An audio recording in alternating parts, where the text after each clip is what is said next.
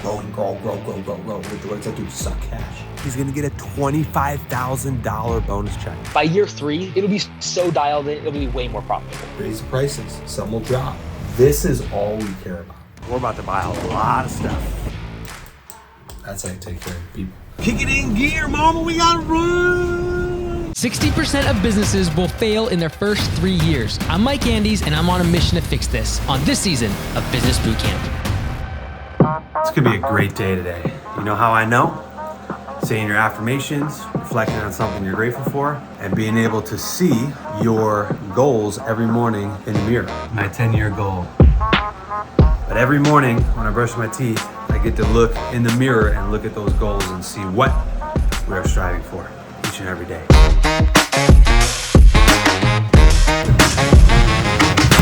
What's wrong? Kick it in gear, mama, we gotta run! We are on the road to go to Alex's house for the team meeting. Both Elizabeth and Alex are going to be getting pay raises today, so we're going to be taking Mike's advice with Business Bootcamp, and we're going to be adjusting their base pay from $20.50 to $23. I think next year we're going to do probably $700. I think if we flip the profit mode on hard, and we stop growing. And would your goal for next year for the first location mostly be raise prices, bring close ratio down, increase profits, or you still think you can grow that one alongside starting the second one? We're really leaning towards your advice of like just completely flipping the switch, turning it to pure profit mode, literally staying at 650, 700,000, and just really getting that bottom line and then really allowing that thing to run by itself. So we can't do above 800,000. Because once you pass 800,000, then you need 2 managers. Alex is not going to be able to manage as a general manager 8. It's really going to be like 10. So then he would need an assistant. Which we don't want to do. Right. So what we're trying to do is stop growing. This needs to stop growing. That's my stop growing symbol. What I would typically say is next year we'd be raising prices. We'd expect a decrease in close ratio, and then we would be more profitable, and that would slow the growth down. So this needs to stop growing, and it really needs to go to profit mode. Like, okay, if it goes to 700, that's fine, but then it needs to stay there. And the way that it stays there is you continue to raise prices. If we start getting up to 750, we're on pace, okay, raise the prices. Some will drop, raise the prices. All we care about is the bottom line now. The bottom line, income minus expenses equals profit. This is all we care about. We want to stay around that 600, 650, 700 because we want to drive this up. If we go up to 7 or 8 and we have to buy another truck, well, now that's decreasing this. Does that kind of make sense? So this really is in profit mode. So I want to make sure that we're taking care of Alex, and I want to make sure that we're taking care of Elizabeth very well, because I feel as though that both of them have already surpassed year 1. Now I need to run the numbers on this. We have a remote office manager. Like, she's phenomenal. So that's kind of who takes a lot of like answering the phones and emails. Like, she does all of that stuff and billing. And then obviously Alex is going to be, potentially like hiring and doing the sales for that location. I want to make sure that because we are shifting to profit mode, that I can pay them really well and really take care of them, because they're our core. And like, I just want to make sure that we can really take care of them, but I also want to sleep well at night and not be stressed out about like payroll and stuff like that. Do you already do P4P for your guys out in the field? We do. Oh, you do? Okay, good. That's what I thought. Yeah, so for a manager or for an office person, P4P in and of itself isn't going to work, simply because it's too hard for them to track everything that they're doing. And especially for his role, where you're like interviewing people, then you're doing marketing, then you're doing estimates, you're juggling a whole bunch of stuff. Like, there's just no way you're going to be able to accurately be able to predict like production. So if you look at like the 3 different parts of a business, you typically have sales, then you have your production, and then you have your admin. So he's really focused on sales / admin, but production is really the only thing that P4P works well for, right? So guys out in the field producing the work. What I would recommend is, if the goal of this location is profit, incentivize them based upon profit. And so if your goal in having that location is just, I want this to be profitable, then just give them profit sharing. What I would recommend doing is doing some sort of graduated over the course of 3 years. Say, for example, the first year you're going to get 7% of profit. The next year you're going to get 8% of profit. The third year you're going to get 10% of profit. And that'd be each of them, right? I'm just giving those examples. You could run the math of what you're comfortable with and run them based upon this year's kind of profit numbers and see, okay, is an extra 10 grand going to be incentive enough for them to stay? Because what you don't want is that number to be like so minimal, it just doesn't mean anything. I want to be generous, right? So like the reason why I think this will work is number one, they're all stars, but number two is we are going to this. We were straight growing, grow. What does that do? Suck cash. Mm-hmm. Well, now that we're this, we can afford to pay a $2-3 more, right? Yeah. With some profit sharing that actually makes a good, decent bonus check, right? So in this scenario, if we do $700K next year, so they're gonna get a $4,600 bonus check every quarter. That's like take care of people. They're both like all stars, and we can always count on them to do what they need to do. So I just feel it's right. We just want to take care of them and make sure that they're taken care of financially. We're also going to be giving them a 10% each profit sharing. That is going to be, I think, really big, like bonuses each quarter. So I think they're going to really gravitate to that. You guys are focusing on profit because that's going to be a pretty good bonus check, right? I believe that you guys are both all-stars. And so I feel like you guys are already here in year one. So I'm just going to cross that out and say that we're going into year two. This is the kind of pay structure that we're going to shift to. So the hourly rate will start immediately. So that's kind of like the projections over the next 2 years for you guys. Yeah, you guys. What are your thoughts? Bring it. Yeah, thank you. Absolutely.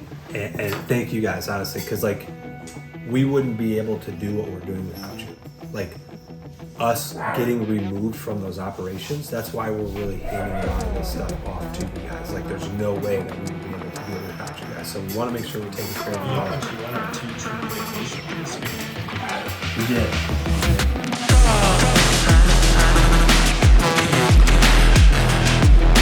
So I called TJ last night and I offered him the second option, even though he already accepted the first option of pay structure with base pay and then also the bonus structure. So we're giving him a pretty good bonus check, actually a really good bonus check, every time he hits certain criteria in the new location.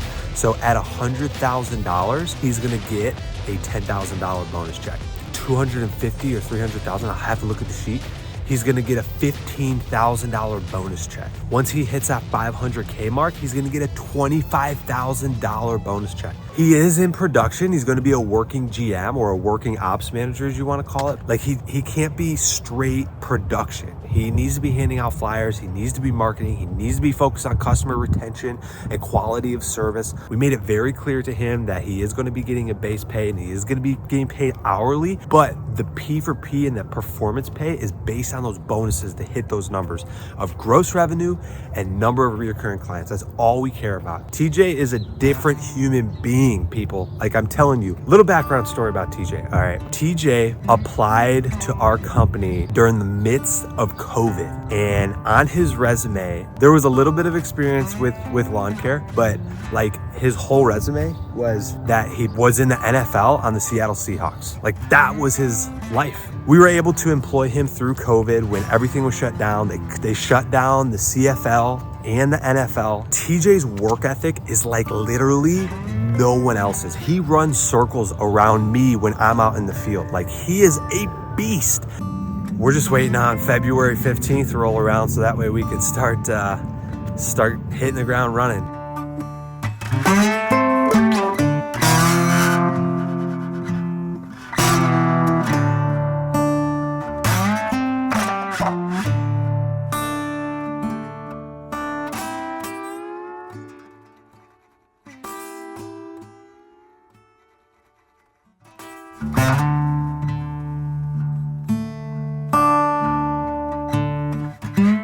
In the beginning days, I had a real good friend who kind of just helped me out when he didn't have to. He saw me mowing one day, he came over, helped me out.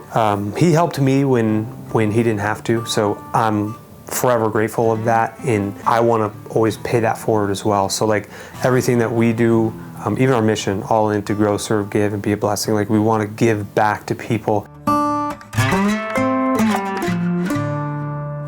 A lot of the other local landscapers in the area, I really try to befriend them. It's not a scarcity mindset that we have, it's an abundant mindset. It's, hey, how can we help each other out, lift each other up to get to where we all want to go? And I think doing that, blessing other people, teaching other people, serving other people will inevitably get us to where we want to go, but I think it helps build that purpose and mission, kind of like what we're doing.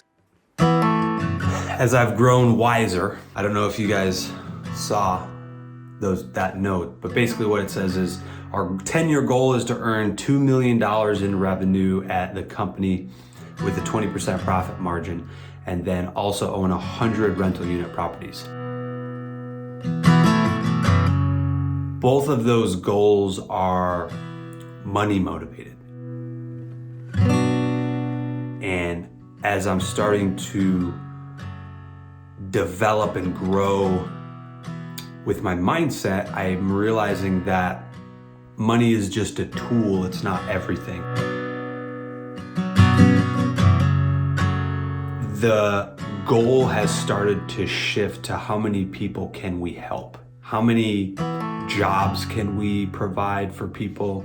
How many troops can we help sending care packages overseas? How many leadership positions that we can pay a very, very fair wage with profit sharing. I've started to come to realize that it is not about the money. It really is about helping other people and doing good in the world and providing jobs and helping others succeed. Like that is the true core purpose that we have. Our mission is we're all in to grow, serve, give, and be a blessing. That is our core mission, company mission, vision, and just everything that we stand for. We want to be that example to our team that like what you guys do throughout the year is bigger than yourselves. There's a lot of depression and anxiety in the world, just a lot of negativity, and what we want to do is just portray love and kindness, and for us to have the opportunity to be able to give to those troops that are out there fighting for our freedom, like it just fills us with a really good feeling, and we love doing it each year. All right, so we are on the way to, where are we going, Walmart? Okay, we're going to Walmart. We're gonna stock up on the supplies for the troops. All right, I think we're gonna need 2 carts each because we're about to buy a lot of stuff. Here's what we got so far.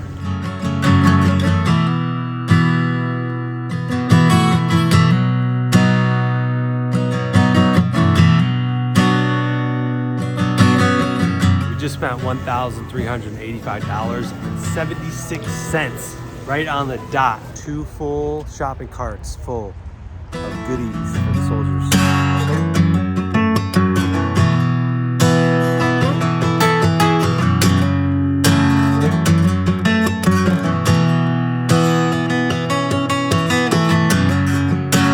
Had a whole cart full of overflowing groceries.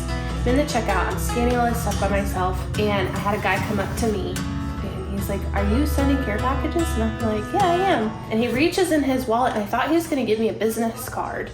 He pulled out cash and handed it to me and goes, "Here, I wanna contribute." And I'm like, my eyes started watering. I'm like, "Are you serious? Are you sure?" And he's like, "Absolutely."